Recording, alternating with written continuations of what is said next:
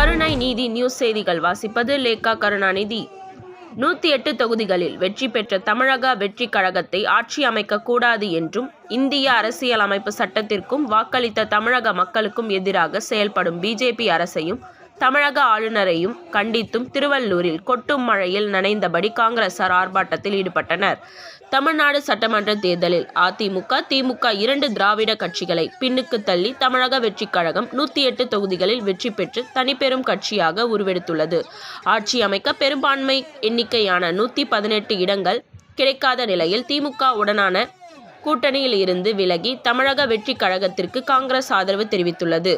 அதனைத் தொடர்ந்து தமிழக வெற்றிக் கழக தலைவர் விஜய் தமிழக ஆளுநரை சந்தித்து ஆட்சி அமைக்க உரிமை கோரினார்.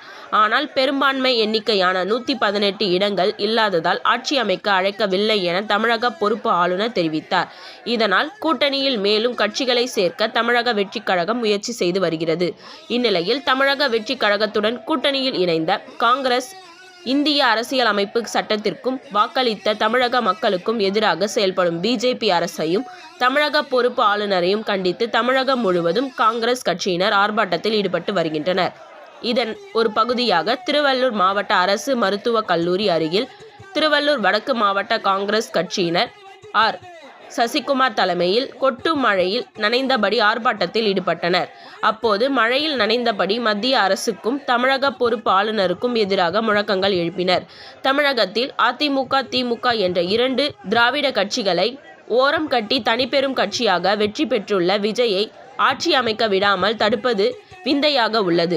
இந்த நிலை தொடர்ந்து நீடித்தால் சினிமாவில் ஹீரோவாக இருந்த விஜய் அரசியலிலும் ஹீரோவாக மாறுவார் என்பதில் எந்த ஐயமும் இல்லை. திருவள்ளூர் மாவட்ட செய்திகளை உடனுக்குடன் தெரிந்து கொள்ள கருணை நீதி நியூஸ் சேனலை லைக் பண்ணுங்க, ஷேர் பண்ணுங்க, மறக்காம சப்ஸ்கிரைப் பண்ணுங்க, பக்கத்தில் இருக்க பெல் பட்டனை கிளிக் பண்ணுங்க.